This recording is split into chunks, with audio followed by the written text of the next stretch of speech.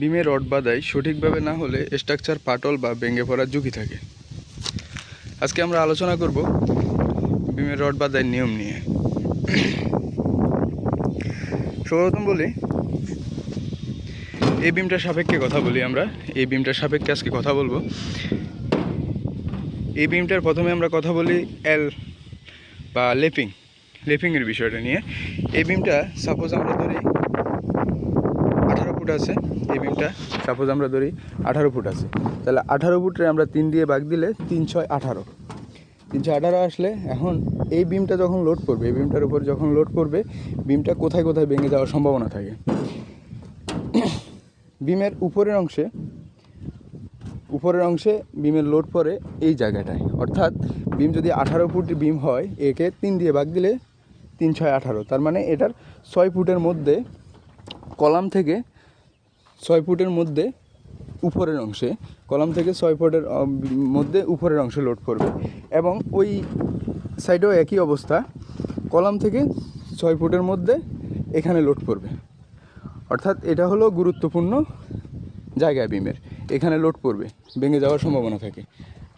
একইভাবে বিমের বটমের ক্ষেত্রে লোড পড়বে এই অংশটা, মাঝখানের অংশ, অর্থাৎ বিমকে 18 ফুট বিমকে 3 ভাগ করলে 3 6 18, প্রথম 6 ফুট, লাস্টের 6 ফুট এবং মাঝখানের 6 ফুট। এই মাঝখানের 6 ফুটের মধ্যে বিমটা লোড পড়ার সম্ভাবনা আছে নিচের অংশে, এই যে নিচের অংশে। তাহলে বিমের আমাদের লেপিং দিতে হবে কোথায়? লেপিং দিতে হবে উপরের অংশের ক্ষেত্রে এই যে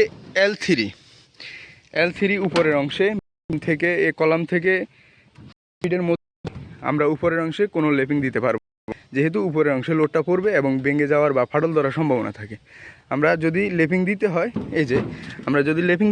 এখানে বটামে লেপিং দেব। যদি লেপিংয়ের প্রয়োজন হয়, যে রড 39 ফুট, সেক্ষেত্রে লেপিংয়ের প্রয়োজন হয়, তখন আমরা এই যে L3-র মধ্যে বটামে লেপিং দেব। একইভাবে এই L3 বটামে দিতে পারবো না, এটা আসি উপরে লেপিং দেব।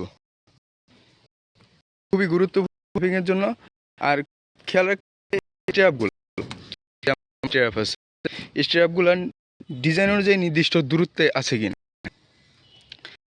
এই যে এখানে